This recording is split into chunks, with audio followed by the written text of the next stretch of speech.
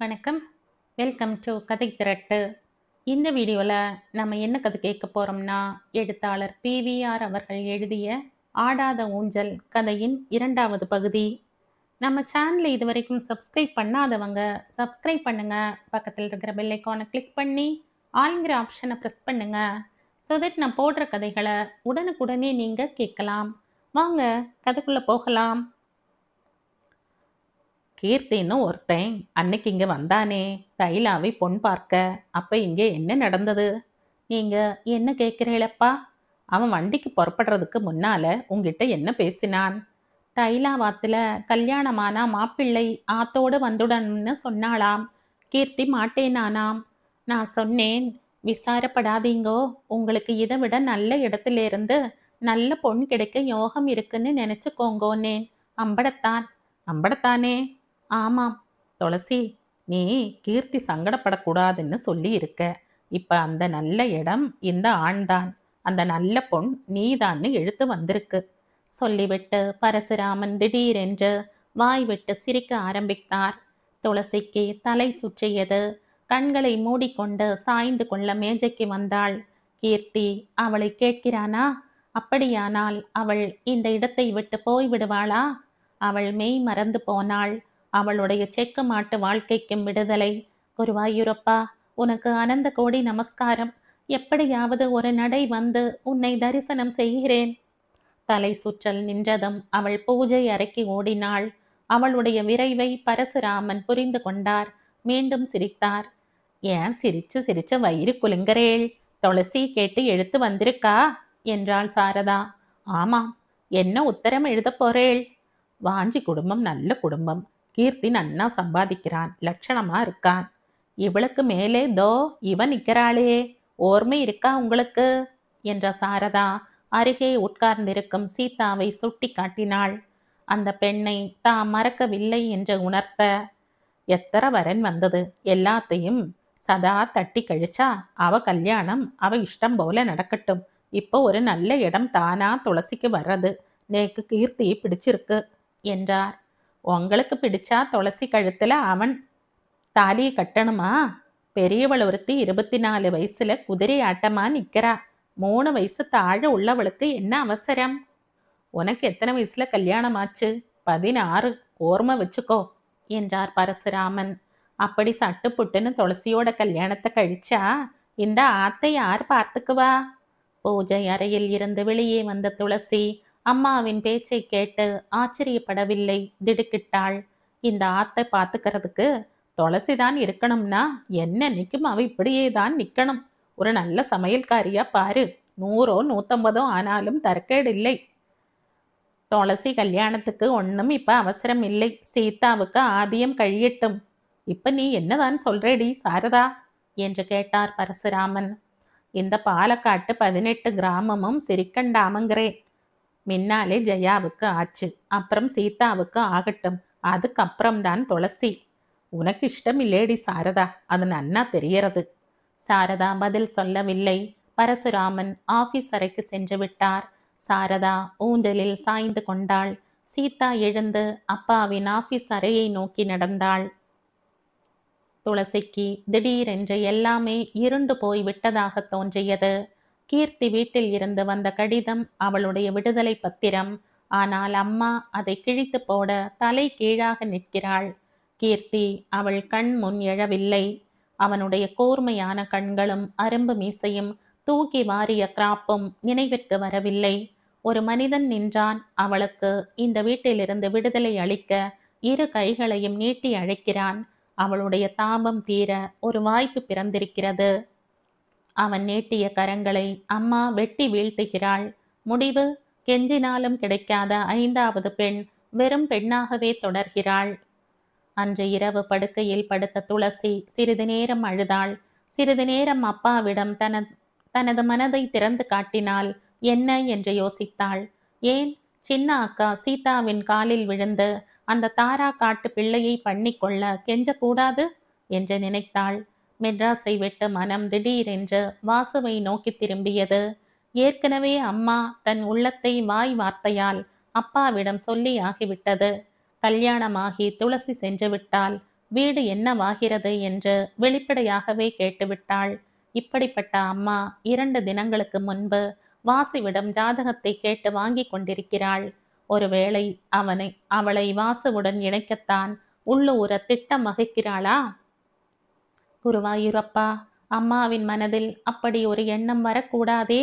அப்படியே வந்தாலும் அது ஈடேறாமல் போகணுமே. அம்மாவையும் வாசுவையும் தாண்டி மனம் அப்பாவுக்கு வந்தது. அவருக்கு இதில் இஷ்டம் இருக்கிறது. அம்மாவை மீறி அவர் செயல்பட்டால் அவளுக்கு வழி பிறக்கும். அப்பாவை நினைத்த கணத்திலேயே சீதா அவருடைய ஆபீஸ் அறைக்கு சென்றதும் நினைவுக்கு வந்தது. சீதா அனாவசியமாக அந்த அறைக்கு செல்ல மாட்டாள். சென்றிருக்கிறாள். கிட்டத்தட்ட 1 மணி நேரத்துக்கு வெளியே வரவில்லை. வந்தபோது சீதாவின் முகத்தில் ஒரு தனி உற்சாகம் தோன்றியிருப்பதாக துளசிக்கு பட்டது. ஒருவேளை கீர்த்தியை தான் கல்யாணம் செய்து கொள்ள தயார் என்று அவள் அப்பாவிடம் சொல்லி அதற்கு அவரும் சம்மதித்து லெட்டர் எழுதுவதாக கூறிவிட்டாரா? அவளுடைய மனம் குழம்பியது. குழப்பத்தை இந்த வீட்டில் யாரும் தீர்க்க மாட்டார்கள். எந்த வழியில் எப்படி சென்றால் அவள் ஆசைப்படுவது நிறைவேறும் என்ற யோசனை கூற, ஒருத்தியே ஒருத்திதான் அவளுக்கு இருக்கிறாள். துளசியை விட 5 வயது பெரியவளானாலும் முதிர்ச்சி அடைந்த அவள் துளசிக்கு வெறும் சிநேகிதி மட்டுமல்ல, வழிகாட்டும் தெய்வம் மாதிரிதான். அந்த சிநேகிதி டாக்டர் மஞ்சுவை மறுநாள் மத்தியானம் பார்த்து விடுவது என்று துளசி முடிவு செய்தாள். சர்ச்சைக்கு காரணமான பரசுராமன் தம் ஆபீஸ் அறையை நோக்கி சென்ற சில வினாடிக்கெல்லாம் சீதாவும் மெல்ல எழுந்து மெல்ல நடந்து அப்பாவின் அறையினுள் பிரவேசித்தாள். பரசுராமன் ஒரு கணம் திடுக்கிட்டார். மறுகணம் ஆச்சரியப்பட்டார். சில வருடங்களுக்கு முன் சீதா அவருடைய அறையில் உட்கார்ந்து மேஜை மீதிருந்த காகிதங்களை கலைத்ததற்காக தம்மையும் மீறி கத்திவிட்டார். அதற்கு பிறகு சீதா ஒரு தடவை கூட அந்த அறைக்குள் வந்ததில்லை. தம் பெண்ணின் ரோஷத்தையும் வீராப்பையும் பரசுராமன் அறிவார். இப்போது சீதா வந்திருக்கிறாள் என்றால் நிச்சயமாக முக்கியமான காரணம் இருக்கும் என்று தோன்றியது. அவளாகவே ஆரம்பிக்கட்டும் என்று காத்திருந்தார். சீதா அறைக்குள் ஒரு தடவை கண்ணை திருப்பி பார்த்தாள். ஜூனியர் வாசுவோ அல்லது டைப்பிஸ்டோ இல்லை. மெதுவாக நகர்ந்த அவள் கதவுகளை சாத்தினாள். பரசுராமன் மௌனமாக பார்த்து கொண்டிருந்தார். பெண் என்ன ரகசியத்தை கொட்ட வந்திருக்கிறாள்? அப்பா, ஒரு 5 நிமிஷம் பேசணும் என்றாள் சீதா. பேசேன். ஆனா எதுக்கு கதவை சாத்தினாய்? என்னோட சொந்த விஷயம். இன்னும் அம்மாட்ட கூட சொல்லேட்டில்லை. யாரையாவது லவ் பண்றையா? திடீரென அப்பா கேட்ட கேள்வியில் சீதா ஆடிப்போனாள். அப்பா எப்படி அவளுடைய மனதை போட்டோ பிடித்திருக்கிறார்? சில வினாடி நேர அதிர்ச்சிக்கு பிறகு ஆமாம்பா என்றாள். யார்? பெயரை சொன்னாள். அப்படியா? இப்ப நான் என்ன செய்யணும்? நீங்க சம்மதிக்கணும், நடத்தி வைக்கணும். மாட்டேன்னா 2ஆம் பிராவசியம் கேட்க மாட்டேன். ஏன்னா நீங்க ஒரு விஷயத்தை தீர்மானிச்சேள்னா அதை மாத்த மாட்டேன்னு நேக்கு தெரியும். அப்ப என்ன செய்வாய்? என்னை மாதிரி அவனுக்கும் தைரியம் இருந்தா ஒரு கோவில்ல தாலியை கட்ட சொல்வேன். அப்போ உனக்கு தைரியம் இருக்கு. உங்க பொண்ணு இல்லையா? அது சரி. எதுக்கு இன்னைக்கு இப்ப வந்து இதை சொல்றாய்? துளசி கேட்டு மெட்ராஸ்ல இருந்து லெட்டர் வந்திருக்கு. நான் நிக்கிறப்போ அவள் மனையில உட்காரப்படாதுன்னு அம்மா கத்தரா. நான் என்னைக்குமே கல்யாணம் பண்ணிக்க போறதில்லைன்னு அம்மா நினைச்சுண்டிருக்கா. இப்ப நான் என் மனசை திறந்து சொல்லலைன்னா துளசியின் கல்யாணமும் நின்னு போயிடலாம் இல்லையா? ஒரு நாள் இல்லாட்டா ஒரு நாள் உங்ககிட்ட சொல்லித்தானே ஆகணும். சீதா, என்னப்பா என்று அவள் கேட்கவில்லை. அப்பாவின் குரலே மாறி போயிருந்தது. வஜ்ரம் ஏறிவிட்ட குரல். மெல்ல நிமிர்ந்து பார்த்தாள். கண்களில் கோபமோ ஆத்திரமோ இல்லை. மாறாக ஒரு உறுதி ஒளியிட்டது. சீதா, நான் உன் அம்மாவுக்காகவோ இல்லை நீ கல்யாணம் ஆகாம நிற்கிறாய்ங்கிற ஒரு அற்ப காரணத்துக்காகவோ துளசிக்கு வந்திருக்கிற நல்ல இடத்தை தூக்கி எரிஞ்சிட மாட்டேன். கீர்த்திக்கு அவளை கொடுக்கறதுன்னு நான் லெட்டரை படிக்கிறப்பவே தீர்மானிச்சாச்சு. அதனாலே சீதா அவசரப்படவில்லை. அப்பாவின் குணம் அவளுக்கு தெரியும். இப்போது அவருடைய மனமும் புரிந்தது. காத்திருந்தாள். அதனாலே நான் ரயில்வே கேட்டை திறந்து விட்டாத்தான் உன்னோட வண்டி போகும்னு சொல்ற மாதிரி நீ சொல்லண்டாம். நான் அப்படி சொல்லலப்பா. எந்த விஷமமும் என்னால இருக்கண்டாம்னு தான். நேக்கு மனசுல ஆயாச்சு சீதா. இப்ப என்ன வேணும்னு சொல்றாய்? உங்க சம்மதம். இதை விட இன்னொரு வார்த்தை, நல்ல வார்த்தையா படுறது நேக்கு. சீதா விழித்தாள். உங்களோட ஆசீர்வாதம்னு கேட்டிருந்தேனா, நான் என் பொண்ணுக்கு புத்தியும் விவேகமும் இருக்குன்னு சந்தோஷப்பட்டிருப்பேன். சீதா பதில் பேசவில்லை. என்ன பேச? இத பாரு, நான் சம்மதிச்சா ஊர் அறிய நீ தாலி கட்டிப்பாய். சம்மதிக்கலைனாலும் நீ சும்மா இருக்க மாட்டாய். கோவில்ல கட்டிப்பாய். அதனால எந்துக்கு ஊர் சிரிக்கிறதுக்கு இடம் கொடுக்கணும். சீதா மௌனம் சாதித்தாள். ஏன் பேச மாட்டேன் என்கிறாய்? உனக்குத்தான் நன்னா பேச தெரியுமே. அவள் மெதுவாக நகர்ந்து கதவை திறந்து வெளியேறினாள். அப்பாவிடம் தோற்றுவிட்டாலும் தன் காரியத்தில் வெற்றி பெற்ற திருப்தி அவளுக்கு உண்டாயிற்று. அன்று மஞ்சுவின் தந்தை கேஜி கையில் குடையுடன் வீட்டை வலம் வந்து கொண்டிருந்த போது, வாரத்துக்கு குறைந்தது 4 தடவையாவது பஸ்ஸில் அல்லது தன் அப்பாவின் காரில் வரும் துளசி ஆட்டோவில் வந்து இறங்கினாள். துளசி ஏன் ஆட்டோவில் வருகிறாள் என்ற கேள்வி அவருள் எழுந்த போதிலும், தற்காலிகமாக அதை மறந்து நடைபாதையில் தேங்கி இருக்கும் மழை தண்ணீரை காலால் உதைத்து செடிகள் பக்கம் திருப்பிய வண்ணம் இருந்தார். ஆட்டோவிலிருந்து இறங்கி முன்னேறி வந்த துளசி கேட்டை திறக்கும் போதே, என்ன மாமா, மஞ்சு இன்னும் வரலையா என்று கேட்டாள். வர நேரம்தான், உள்ள போய் உட்காரு என்றார் கேஜே. துளசி படியேறி உள்ளே சென்றாள். துளசியை பார்க்கும் போதெல்லாம் ஒரு ஆச்சரியமான கேள்வி அவருடைய உள்ளத்தில் எழும். 26 வயது நிரம்ப போகும் தம் பெண்ணுக்கும் இன்னும் 22க்கு வராத துளசிக்கும் எப்படி இத்தகைய பிணைப்பு ஏற்பட்டிருக்கிறது? இந்த துளசி தம் பெண்ணின் அத்தியந்த சிநேகிதியாக மட்டும் அவருக்கு தோன்றவில்லை. மஞ்சு துளசிக்கு ஒரு லட்சிய பெண். மஞ்சு மீது அவளுக்கு வெறும் அன்பும் அபிமானமும் மட்டுமல்ல, பெரும் பக்தியே இருக்கிறது என்று எண்ணினார். ஒரு தடவை பேச்சோடு பேச்சாக அவர் தம் பெண்ணிடம் கேட்டபோது, துளசி 5 வயசுல இருந்து என்ன சுத்தி சுத்தி வருவா, எனக்கும் அவளை பிடிச்சது, அவ்வளவுதான் என்றாள் மஞ்சு. வீட்டுக்குள் பிரவேசித்த துளசி நேரே சமையல் அறைக்கு சென்றாள். சமையல்காரி அம்மலு காலை 8:30 மணிக்கே தன் வேலையை முடித்துவிட்டு போய் மீண்டும் 4 மணிக்குத்தான் வருவாள். இந்த மஞ்சு ஒரு நாள் கூட சூடாக சாப்பிட்டதில்லை. ஒவ்வொரு பாத்திரமாக துளசி திறந்து பார்த்தாள். சாதம், சாம்பார், ரசம், சேனைக்கிழங்கு கறி. கேஸ் அடுப்பை பற்ற வைத்து வாணலியில் சிறிது நல்லெண்ணெயை ஊற்றி அது காய்ந்து வருகையில் கறியை அப்படியே கொட்டி கிளறினாள். சாம்பாரையும் ரசத்தையும் சுட வைத்தாள். திடீரென்று கார் சத்தம் கேட்டது. மஞ்சு வந்துவிட்டாள். எப்படி அவள் தன் பிரச்சனையை ஆரம்பித்து விபரமாக எடுத்து கூறுவது? ஒருவேளை மஞ்சு அவளுக்கு பிடிக்காத விதமாக ஆலோசனை கூறிவிட்டால், அம்மா அப்பா பேச்சை கூட அவளால் மீறிவிட முடியும். மஞ்சுவின் பேச்சை எப்படி? என்ன செய்யற துளசி? டாக்டர் மஞ்சு சமையல் அறையினுள் வந்தாள். அவளுடைய உயரம், மாநிறம், தலைவாரி முடிந்திருக்கும் அழகு, அவளுடைய மெல்லிய கழுத்து செயின் எல்லாமே துளசியை கவர்ந்தவை. இதெல்லாம் எத்தனையோ பெண்களிடம் இருந்தால்தான் என்ன, மஞ்சு மஞ்சுதான். தன்னுடைய பொன் நிறத்தை விட மஞ்சுவின் மாநிறம் ஒசத்திதான். ஏனென்றால் அந்த மாநிறம் மஞ்சுவிடம் இருக்கிறது. நீ முன்னால உட்காரு, சாதம் போடுறேன். நீ சாப்பிட்றப்போ நான் இப்ப எதுக்கு வந்தேன்னு சொல்றேன். மஞ்சு சாப்பிட தொடங்கினாள். இப்ப சொல்லு. மதராசியிலிருந்து கீர்த்தின்னு ஒருத்தன் 4-5 நாளைக்கு முன்னால வந்தான். அதான் அவன் போன மறுநாளே இங்க வந்து சொன்னியே. சொன்னேன் இல்லையா? அவனோட அப்பா என்னோட அப்பாவுக்கு எழுத்து போட்டிருக்கார். அப்படியா? என்னை கல்யாணம் கழிச்சுக்க அவன் ஆசைப்படுறானாம். என் அப்பாவுக்கு சம்மதம். அம்மா வேண்டாம்ங்கிறா. நீ என்ன சொன்ன? என்ன 6வது வாயை திறந்து கேட்டாத்தானே நான் ரெடின்னு சொல்றதுக்கு. அப்பாவும் அம்மாவும் அவளுக்குள்ளேயே தர்க்கம் பண்ணிக்கிறா. உனக்கு மேல சீதா இருக்கா இல்லையா? அதனால தான் உன் அம்மா யோசிக்கிறான்னு நான் நினைக்கிறேன். அது மாத்திரமில்ல மஞ்சு, நான் புக்ககம் போயிட்டா இந்த ஆத்தை யாரு பார்த்துப்பான்னு அம்மா கேட்குறா. உனக்கு இஷ்டம்னு சொல்றியா துளசி? என்ன இப்படி கேட்டுட்டாய் மஞ்சு? எப்படாப்பா இந்த செக்கு மாட்டுக்கு விமோச்சனம் கிடைக்கும்னு நான் தவிச்சுன்னு இருக்கேன். உனக்கு கீர்த்தியை பிடிச்சிருக்குன்னு சொல்லு. அவனை விடு.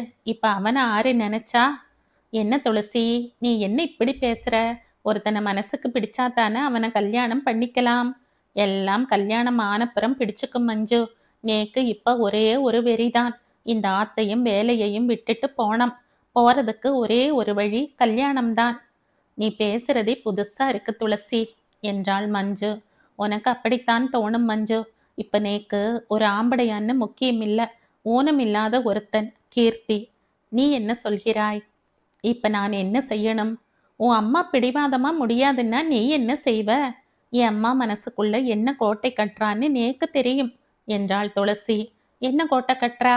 வாசு இருக்கான் இல்லையா வாசு? அவனுக்கு அப்பாவும் இல்லை அம்மாவும் இல்லை. அவனுக்கு பார்க்கணும்னு உன் அம்மா ஆசைப்படுறாளா துளசி? நேக்கு என்னவோ அப்படித்தான் தோன்றது. ஏன் தெரியுமோ? வாசு மாப்பிள்ளையா வந்தா அவனை ஆத்தோடு வச்சுக்கலாம்.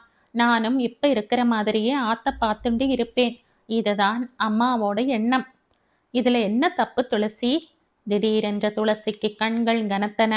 மஞ்சு, என்னால முடியல மஞ்சு. கழுதையை கூட கட்டி போடுவா. ஆனா நான் கழுதையை விட மோசம். நீ பெற்றவர்களுக்கு கூட பிறந்தவர்களுக்கும் உழைச்சு அழுத்துட்டேன்னு சொல்றது எனக்கு சரியா படல. நீ வந்ததும் எதுக்கு சாம்பாரையும் ரசத்தையும் சுட வச்ச? யாராவது சொன்னாளா? மஞ்சு, நீ வேற அவா வேற. நீ என்கிட்ட எதையும் எதிர்பார்க்கல மஞ்சு. அவ எல்லாரும் அப்பாவை சொல்ல மாட்டேன், என்னை வேலைக்காரியாத்தான் விரட்டுறா. மஞ்சு சாப்பிட்ட பிறகும் எழாமல் உலர்ந்த கையுடன் யோசித்தாள். என் மனசுக்கு பிடிச்ச வழியா சொல்லு மஞ்சு. உனக்கு பேச தைரியம் இருக்கா? நீ தைரியம் மூட்டு பேசுற. நேரே போ. எனக்கு கல்யாணம் பண்ணிக்க ஆசை. எனக்கும் கீர்த்தியை பிடிச்சிருக்குன்னு சொல்லு. மின்னால சொன்னது சரி. ஆனா கீர்த்தியை பிடிச்சிருக்குன்னு எப்படி சொல்றது? அப்ப வாசுவை நான் கல்யாணம் பண்ணிக்க மாட்டேன்னு சொல்லு. பண்ணிக்கோன்னு இன்னும் யாரும் சொல்லலையே மஞ்சு. சரி, நீ இப்போ உன் வீட்டுக்கு போ. நான் சாயங்காலமா வர்றேன். அதுக்குள்ள யோசிச்சு வைக்கிறேன். தான் வந்த காரியம் தன் மனதுக்கு திருப்தியாக நிறைவேறவில்லையே என்ற ஏமாற்றத்துடன் துளசி வீடு திரும்பினாள். அங்கே அவள் சற்றும் எதிர்பாராத ஆச்சரியம் காத்து கொண்டிருந்தது. மறுநாள் பிற்பகல் 2 மணிக்கே கோர்ட்டில் வேலை ஒன்றும் இல்லை என்று வீடு திரும்பிய பரசுராமன் உடைகளை மாற்றிவிட்டு கூடத்துக்கு வந்தார். சாரதா ஊஞ்சலில் 3 தலையணைகளில் சாய்ந்தவளாய் பக்த விஜயம் படித்து கொண்டிருந்தாள். கணவர் வந்து ஒரு நாற்காலியில் அமர்வதை உணர்ந்த அவள் ராமதாசர் இருந்த சிறைக்குள்ளிருந்து வெளிவராமல், இப்பவே சாயை வேணமா, இல்லாட்டா துளசி வந்துட்டு போருமா என்று கேட்டாள். இப்பவே வேணும்னா நீயா ஓடிப்போய் கொண்டு வர போறாய். துளசி வரட்டும். எங்க அவ போயிருக்கா? துளசி எங்க போவா? மஞ்சு வாத்துக்கு. காத்தால கோடதிக்கு போறப்ப வாத்தியாரை பார்த்தேன். சாயங்காலம் வர சொல்லி இருக்கேன். உங்க அப்பாவோட திதி அடுத்த மாசம்தானே வர்றது. ராம்தாசர் சிறையில் இருந்து வெளிவர சாரதாவும் வெளியே வந்து புத்தகத்தை மூடினாள். வாத்தியார்னா அவர் தேவசத்துக்கு மாத்திரம்தானா வரணும்? நல்ல காரியங்களுக்கும் வரலாம் இல்லையா?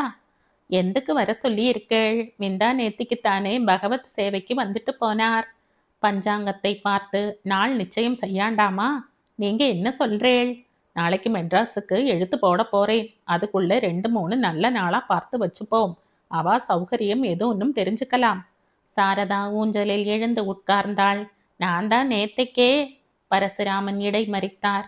நீத்தி நீ நேத்தைக்கு என்ன சொன்னாய்ங்கிறது நேக்கு ஓர்மை இருக்கு சாரதா. மூத்தவள் இருக்கிறப்போ சின்னவளுக்கு கல்யாணம் கழிக்கப்படாது. அம்படத்தானே? பின்ன எந்துக்கு வாத்தியாரை வர சொன்னேள் என்கிறேன். சீதா கழுத்துல தாலி ஏறிட்டா உனக்கு துளசி கல்யாணத்துல விரோதம் இல்லையே? விரோதம் இல்லை. ஆனா சீதா கழுத்துல ஏதோ தாலி ஏற போற மாதிரி பேசுறேளே. ஆறு புள்ளை? அவதான் எந்த வரன் எந்த சீமையிலிருந்து வந்தாலும் மாட்டேன் மாட்டேன் என்கிறாளே. அது நீயும் நானும் பார்த்த கேஸ்கள். நீங்க என்ன சொல்றேள்? அவளே ஒருத்தனை பார்த்துண்டாச்சு. என்ன என்ன? சீதா ஒருத்தனை பார்த்துண்டாச்சா? என்கிட்ட சொல்லவே இல்லையே. ஆரவன்? வாசு. வாசுவா? உங்க ஜூனியர் வாசுவா? இவளா? இவளையா? சாரதாவுக்கு மூர்ச்சைதான் வரவில்லை. ஏன், இதில் என்ன ஆச்சரியம் சாரதா? 2 வருஷமா இந்த ஆத்துக்குள்ள வளைய வளைய வர்றான். இவ அவன் மூஞ்சியை பார்த்ததை கூட நான் கண்டிட்டில்லை. அவனும் இவகிட்ட ஒரு வார்த்தை என் காது கேட்க பேசிட்டில்லை. நம்ம ஆத்துக்குள்ள பார்த்து பேசினாத்தான் பார்வையும் பேச்சுமா சாரதா? சீதா தீர்மானமா இருக்கா. நீயும் நானும் தலையாட்டினா நமக்கு நல்லது. இல்லாட்டா நம்ம தலை 18 கிராமத்திலேயும் உருளும். ஆனா ஒண்ணு, வாசு நல்ல புள்ளை. நீ என்ன சொல்றாய்? பூச்சையாட்டமா இருந்துண்டு அவன் இப்படி ஒரு சிரிப்பு சிரிச்சிட்டானே. 2 பேருக்கும் கல்யாணம் ஆயிட்டா அவன் பூச்சையாட்டமா இருக்க மாட்டான் என்றார் பரசுராமன். வாசுவை பார்த்து, அம்மா அப்பா இல்லாத அனாதைன்னு நான் சங்கடப்பட்டேன். அப்பப்ப காஃபி டிஃபன் எல்லாம் கொடுக்க சொன்னேன். இனிமே அவன் அனாதை இல்ல சாரதா. மாமியாரா நீ இருக்காய், மாமனாரா நான் இருக்கேன், துணைக்கு நம்ம பொன் சீதா இருக்கா. நேக்கு கொஞ்சம் கூட பிடிக்கலை. உனக்கும் நேக்கும் பிடிச்சா என்ன, பிடிக்கலைன்னா என்ன, சீதா தீர்மானிச்சாச்சு. அவன்தான் பூச்சையாட்டமா கல்லுளி மங்கனா இருந்தான்னா இவ ஏன் என்கிட்ட சொல்லலை? சமயம் வரட்டும்னு இருந்திருக்கா. நேத்திக்கு உங்ககிட்ட சொன்னாளே, நான் பெத்த தாயாராச்சே, என்கிட்ட சொல்லலையே. முடிவு எடுக்கிறவன் யாருன்னு சீதாவுக்கு தெரியும் என்றார் பரசுராமன் சிரித்து கொண்டே. சரியாக 3:30 மணிக்கு துளசி ஆட்டோவில் திரும்பி வந்தாள். வாசலில் கார் நிற்பதிலிருந்து அப்பா கோர்ட்டிலிருந்து திரும்பி வந்தாகிவிட்டது என்று மனம் பறந்தது. அம்மா டீ போட்டு கொடுத்தாளோ என்னவோ.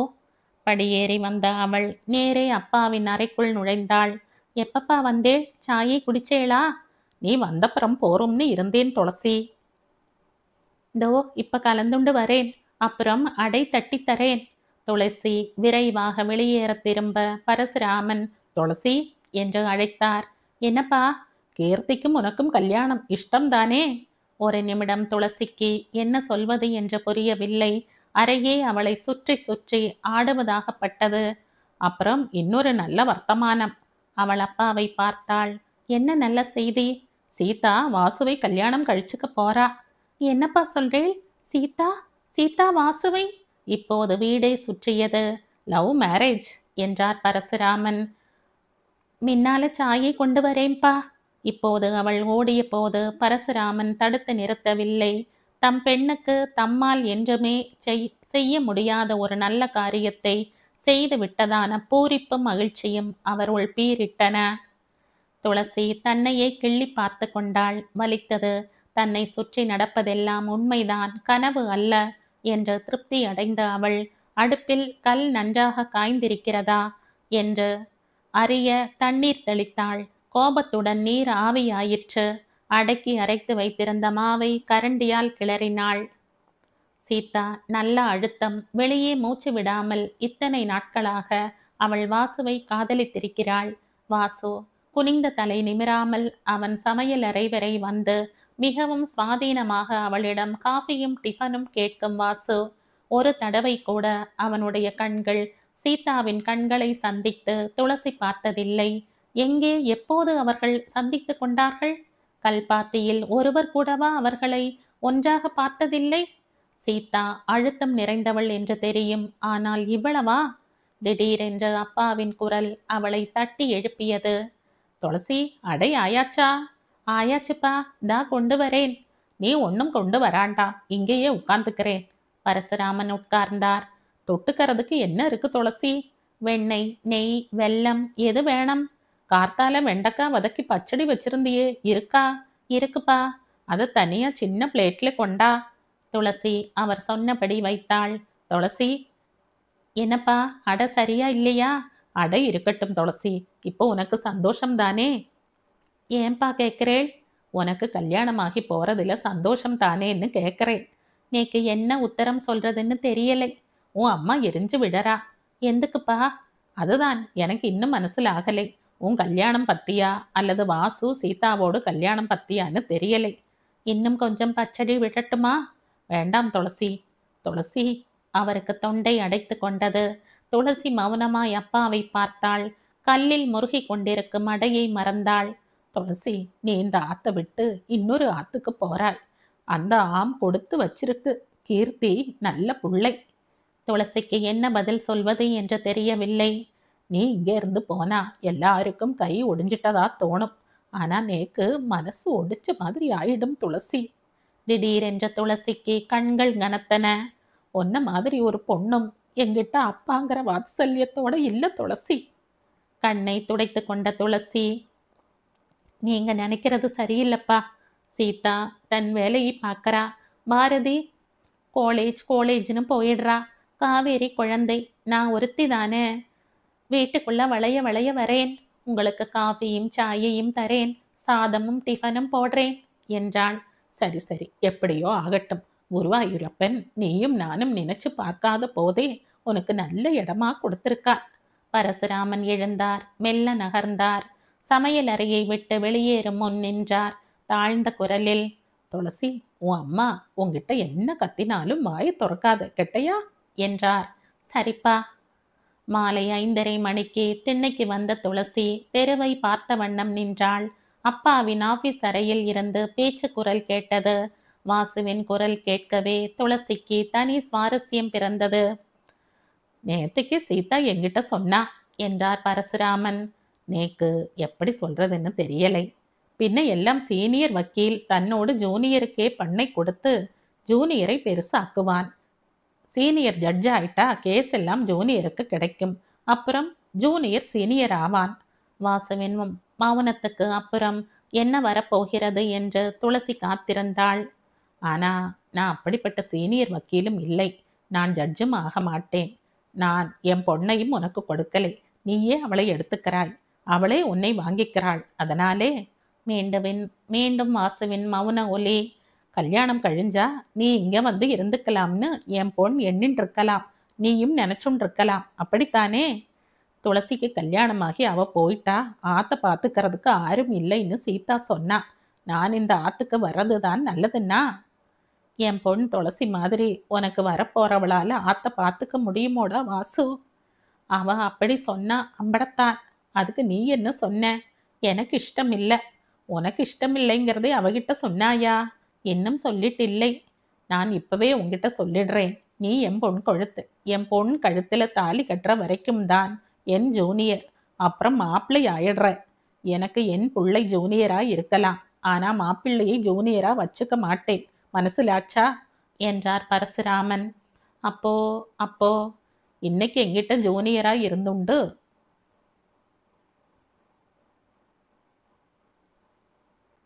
என் பொண்ணை கொக்கி போட்டு மல்சியத்தை இழுக்கிற மாதிரி இழுத்துண்டாய். எங்கிட்டயே ஜூனியரா இருந்து இந்த ஆத்துக்குள்ளேயும் நீ சுதந்திரமா வளைய வந்தா என்னோட சொத்தையும் கொக்கி போட்டு இழுப்பாய். நான் அத்தனை மோசமானவன்னு நீங்களுமா கருதி புட்டேள் என்றான் வாசு. ஒரு மனுஷன் நல்லவனா மோசமானவனான்னு எப்ப தெரியறது வாசு?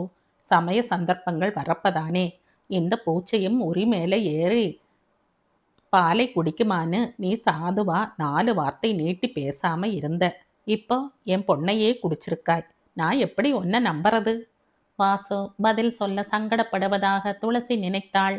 மேலே யார் என்ன பேசப் போகிறார்கள் என்று அவள் காத்து கொண்டிருக்கையில் திடீரென கார் வந்து நின்றது. துளசி பார்த்தாள். மஞ்சு. சொன்னபடி சாயங்காலம் வந்து விட்டாள். வா மஞ்சு. மஞ்சு படியேறவும் பரசுராமன் தம் ஆபீஸ் அறையில் இருந்து வெளியேறி வரவும் சரியாக இருந்தது. வா மஞ்சு வா. துளசி, எந்துக்கு டாக்டரை வர சொன்னாய்? ஆருக்கு என்ன சூக்கேடு என்றார் பரசுராமன். மஞ்சு சிரித்தாள். என்ன மாமா, உங்க ஆத்துக்கு நான் சும்மா கூட வரக்கூடாதா? கேஜி எப்படி இருக்கான்? உன் சிநேகிதிக்கு கல்யாணம் சொன்னாளா என்றார். நிச்சயம் ஆயிடுத்தா என்றாள் மஞ்சு. 2 பொண்ணோட கல்யாணத்தையும் ஒரே பந்தல்ல கழிக்க போறேன். சீதாவுக்கு கல்யாணமா? Very good very good. ஆறு மாப்பிள்ளை? என் ஆபீஸ் ரூம்ல உட்கார்ந்துருக்கான் என்றார் பரசுராமன். யாரடி துளசி என்றாள் மஞ்சு. வாசு. மஞ்சு வியப்பில் கண்களை அகலத் திறந்தாள். பிறகு, வா துளசி, ஒரு கப் டீ தா என்று நகர்ந்தாள். சமையல் அறைக்கு வந்ததும் துளசி, இப்ப சந்தோஷமாச்சா என்று கேட்டாள். நிம்மதியா இருக்க மஞ்சு.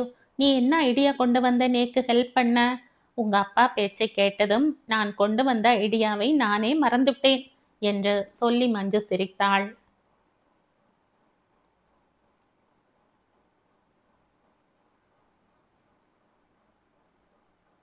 இந்த கதையின் தொடர்ச்சியை அடுத்த பதிவில் கேட்கலாம். நன்றி.